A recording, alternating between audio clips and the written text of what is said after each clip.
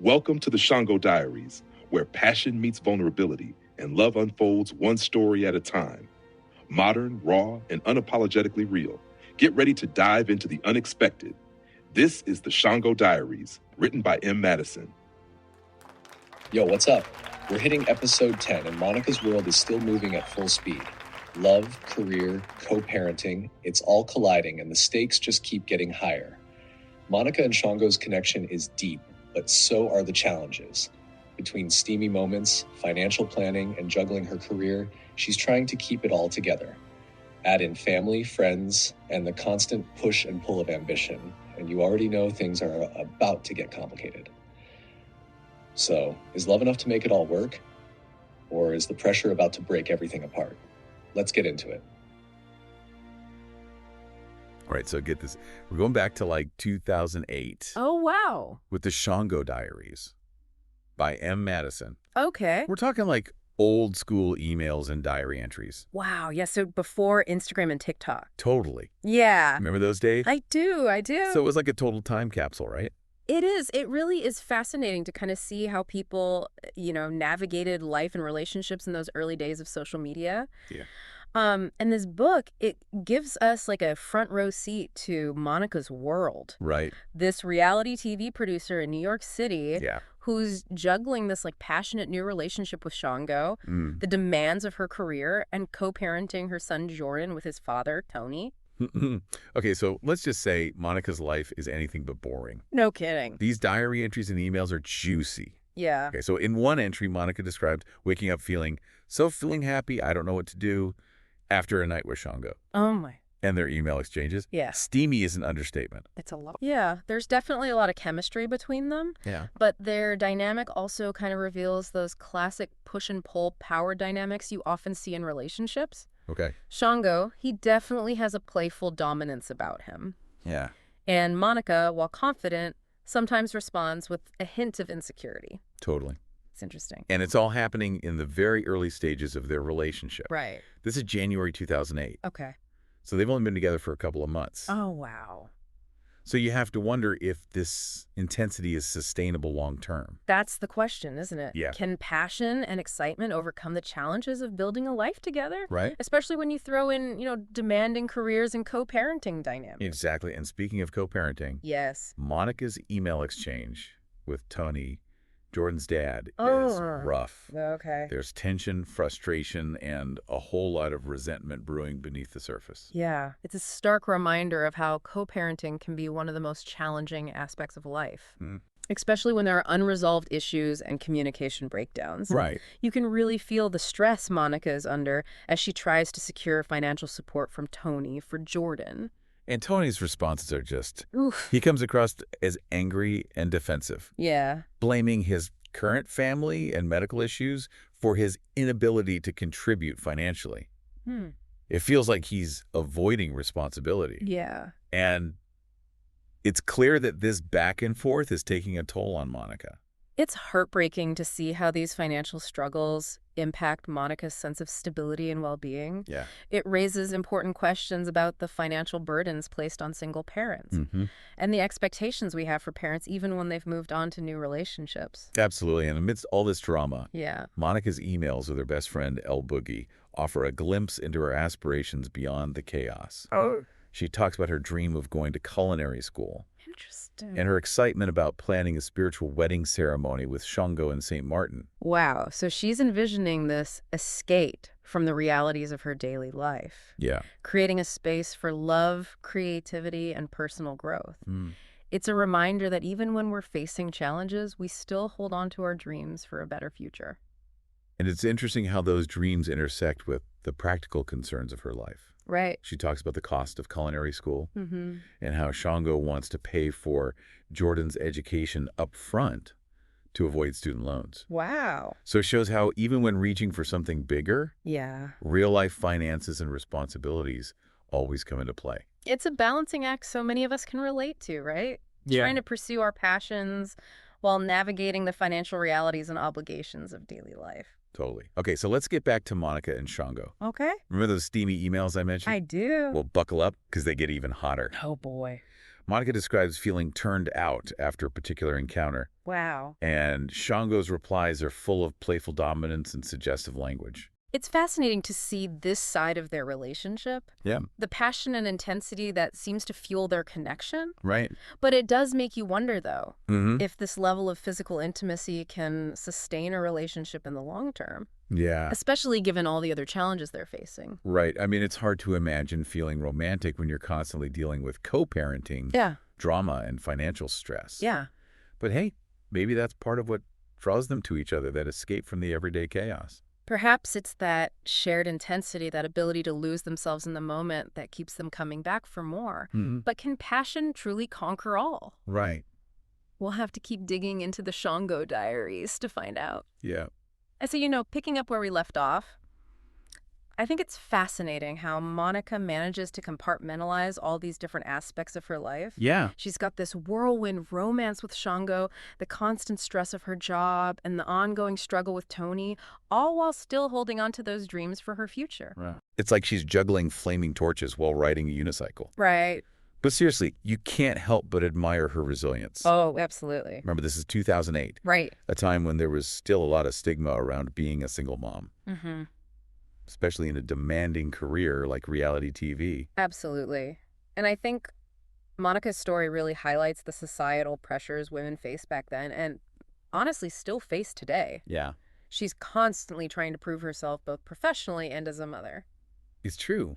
Mm-hmm. And speaking of proving herself, her emails about Shango's trip to Kenya are almost comical. Okay. She's like a super organized travel agent, making sure he has everything from a poncho to thermal underwear. Wow. That's a lot. It's almost maternal, that level of care and attention to detail. Right. Makes you wonder if it stems from her role as a mother or if it's just part of her personality. Yeah, maybe it's a bit of both. Yeah. But it's also interesting to see how that nurturing side contrasts with the more passionate, independent woman we see in her emails with Shango. Exactly. It's like she's navigating these different versions of herself depending on who she's interacting with. Right. And that's something we can all relate to, right? Totally. We all have different sides to our personalities that emerge depending on the situation. So true. And speaking of different sides, Okay. let's talk about those suggestive emails between Monica and Shango. You're right. I mean, they definitely don't shy away from expressing their desires. No, they don't. And while some might find their language a bit shocking, Yeah. I think it's important to remember the context. Right.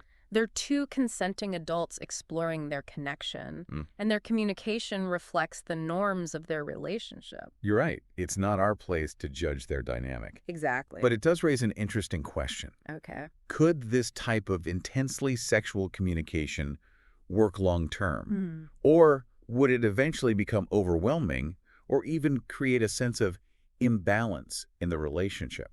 It's a valid point. Passion and excitement are important, but for a relationship to thrive, there also needs to be a foundation of trust, respect, and open communication about all aspects of life, not just the physical. Totally. And speaking of open communication, Yeah.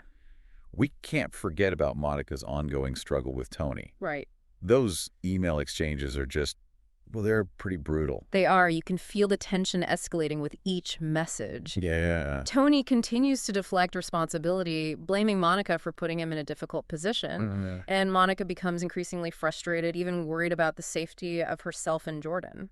It's heartbreaking to see how this conflict impacts their son. Yeah. Even though Jordan isn't directly involved in the emails, you can sense the emotional toll this situation is taking on Monica, and ultimately on her ability to provide a stable and loving environment for her son. And it highlights a larger societal issue, the challenges faced by single parents who lack the financial and emotional support they need to effectively co-parent. Right, and then we see El Boogie, Monica's best friend, stepping in to offer advice and support. She encourages Monica to stand her ground and protect herself, Right. even suggesting a restraining order if necessary. El Boogie's presence is so crucial in these moments. Yeah. She provides a voice of reason and a reminder that Monica doesn't have to face these challenges alone. It's a testament to the power of female friendship, especially during difficult times. Absolutely. And as we delve into the final part of the Shango Diaries, the big question remains. Yeah. Can Monica find a way to balance her passionate relationship with Shango, her demanding career, and the ongoing struggle with Tony? Right. And will she be able to achieve those dreams she's been holding on to? All right, so we're heading into the final part of the Shango Diaries, and Okay. I'm still kind of like on the edge of my seat, Right. wondering how things are going to shake out for Monica. She's got a lot on her plate. She does. The intense relationship with Shango, the never-ending co-parenting saga with Tony, and those dreams she's trying to hold on to. And the last email we have is from Shango. Oh, wow. Sent just a few days after that, like, explosive exchange between Monica and Tony. Yeah. It's almost as if he's completely oblivious to the drama unfolding in Monica's life. Right. You're telling me he writes to Monica, Skippy Jiffy Creamy, so I can spread it over your body and lick it off something else for you to tell your friend Rosa about, and being turned out. Wow. I mean, it's like a complete 180 from his previous emails where he was all about packing Liz for Kenya and telling her to calm the hef down. Right. It's jarring, to say the least. Yeah. He goes from practical and almost controlling to, like, overtly sexual and suggestive. Right. It makes you question if he's truly listening to Monica, understanding the weight of what she's going through.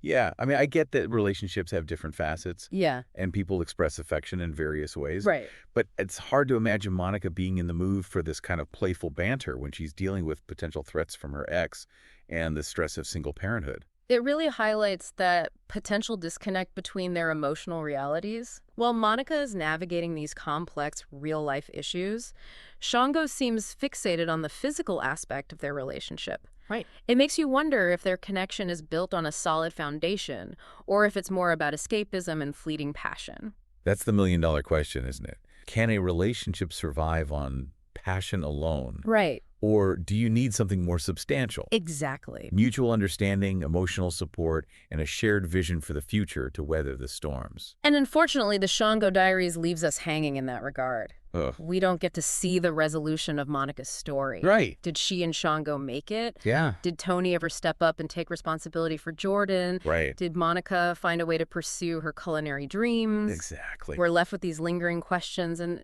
in a way, that's the beauty of it.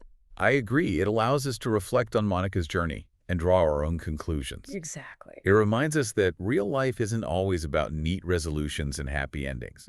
It's messy, complicated, and often leaves us wanting more. Exactly, and I think that's what makes the Shango Diaries such a compelling read. Yeah. It's a raw, unfiltered glimpse into one woman's experience. Right.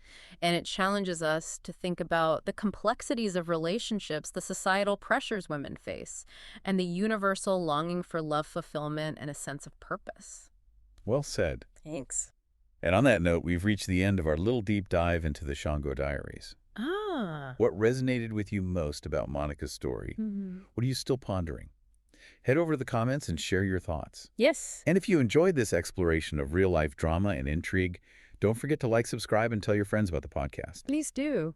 We'll be back soon with another fascinating deep dive into a captivating story. Can't wait. Until then, stay curious and keep those conversations going. All right, y'all. That's a wrap on this episode of the Shango Diaries. I'm out here juggling love, working on a reality show, and my favorite role being a mom. Life is coming at me from all angles, and trust me, it's only getting crazier from here. So go ahead and hit that subscribe button and drop a review if you like. Got thoughts, questions, or just want to share your own story? Email me at shangodiaries@gmail.com. And don't miss next week, because things are about to take a turn for real. Until then, stay focused, stay real, and I'll catch you next time. Peace.